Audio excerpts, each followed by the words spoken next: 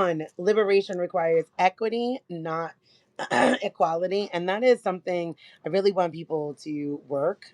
Thoughts and prayers, Carolyn says. And Tiffany says never. Yeah, thoughts and prayers. I need that. I need that. I need a babysitter. Okay, that's what I need. Um, Liberation requires equity, not equality. It's such an important point because the idea of people needing to feel equal, and it's like, first of all, like nobody gets to say who's equal and who's not. That is a very man-made construct, right? Like we are all divine, we are all sacred. Thank you, Shady. So equality, I don't need. I need equity, right? Balance those scales. Maybe I did a graphic a few years ago. I might actually.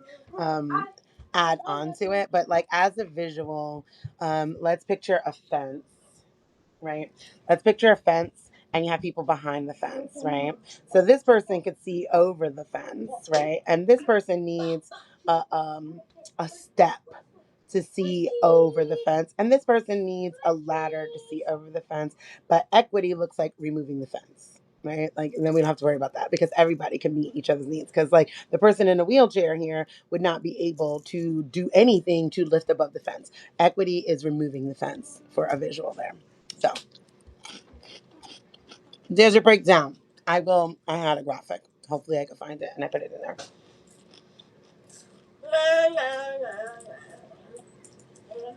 Oh my God, it's scratching my throat and it feels so good. Okay, 2.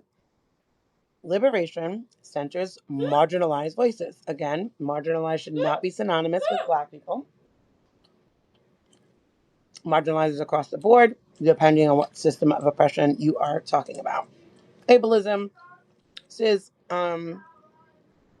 cisgendered, patriarchal, race, finances. It just depends, right? But whoever you are advocating for needs the most marginalized voice needs to be lifted up, and that person. So you think about that. 3. Liberation is ongoing, not a destination, right? I say this is about healing too. Okay, guys, shh. Because I feel like I'm fighting over you, and I don't enjoy that.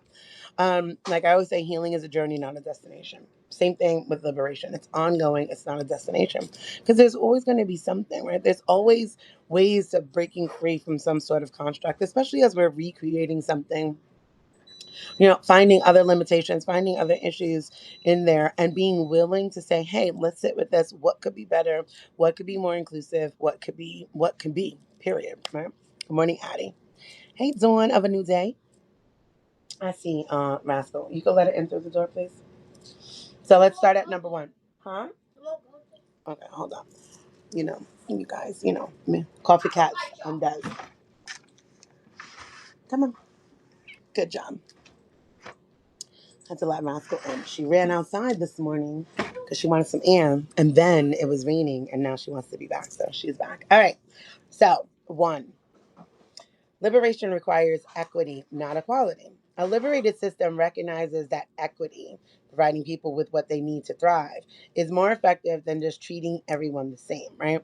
Because again, like I said when I did the visual, it ignores the actual needs of these people, right? It's saying, okay, we'll do this, but are you going to actually be able to do that for every single person? And honestly, what's the path of least resistance? What's easier? Remove the barrier, right? Like, again, when you are doing this work and you're starting to question things, it's like, why question who's not in the room and what are the barriers that kept them out of the room over all of this time, right? There is a reason.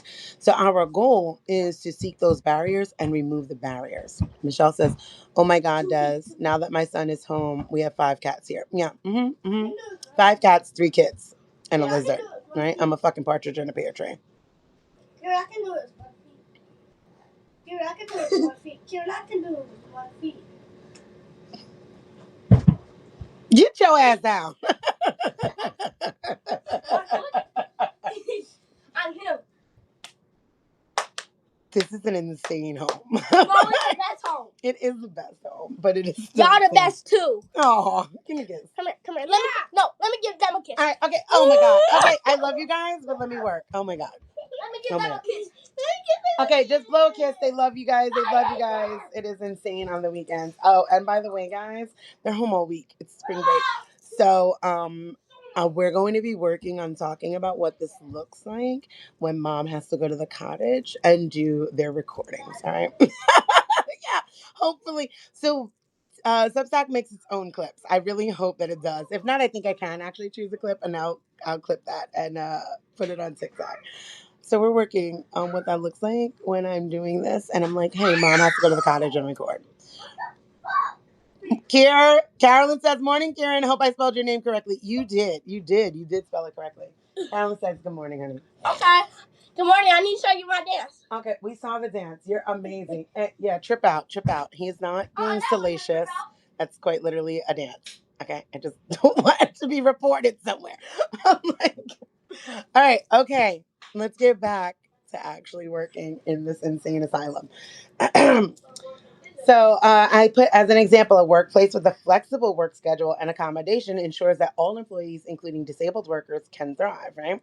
So I ask you, how can you distinguish between equity and equality in your personal and community efforts? For me, I'm already giving you the answer, right? It is removing the barrier, right? Because we keep trying to be like, okay, well, we'll find ways to make this work around. And it's like, no, just remove the barrier, right? And just sit down and ask the questions. When we talk about like schools, I'm like, why don't we have schools that start at different times? Surely there's also adults that don't want to be at fucking work at 7 o'clock in the morning, right? Like, find those people. Find those people. That's a barrier. A barrier to attentive children or, like, well rested adults or what have you is having this universal idea and code that school should start at 8 o'clock in the morning. There's got to be a way to do these like private or charter schools or what have you and say we're going to start at 10 or 11, right? And then we're going to find those kids and those teachers that match that, right? That's a barrier. Remove the barrier and create what needs to be seen outside of the barrier. Two, liberation centers marginalized voices. A truly liberated system places the voices, needs, and leadership of marginalized communities at the forefront. As an example, community councils that give decision making power to those most affected by policies demonstrate this in action, right? Again, we get into these places, and I get it, but we get into these places and spaces where it's like, okay, here, I'm a marginalized voice, I'm expressing these needs to you. And then the non-marginalized person takes over. Like, okay, well, we know what's best for you. How would you know what's best for me when you're not actually listening to me and regurgitating what I said is not it, right? I need to sit with those things. Let's take a look. Let me see. Because through my own lived experience, I'm gonna know how this policy actually impacts me when I'm reading it more, right? Like, okay, well, let's put this in front of somebody. What does this look like? How is this going to impact you in your day-to-day life and trying to get here, there, or whatever? What does this look like? How is that impacting you? And saying, hey, like, all right, well, what would you revise? What would you advise someone to do, etc.? It's why it's so important to not speak over people and actually give them and like pass that mic, right? I've shared with you before, I have what I would consider a dynamic disability. There's days that it's absolutely great. There's other days I need a full on mobility device to get around. And that's just what it is, right? And so I have insight into how something is going to impact disabled people. But it's going to be limited, right? That scope is going to be limited. I'm not in a wheelchair. I still have the use of all of my limbs. Because even when you're talking about in a wheelchair, okay, what about the person in a wheelchair that uses it occasionally, but the person that's permanently using a wheelchair, or the person who doesn't have, use of any of their limbs? When a friend of mine who I met on TikTok is an incomplete quadriplegic, which is mind blowing, but she's going to have much more insight on certain things with disability than I would. And she's a white woman and she's more marginalized in that aspect than I am, right? Race is going to always indicate how these certain things impact you, right? Because that's what it's for, right? And it's inescapable.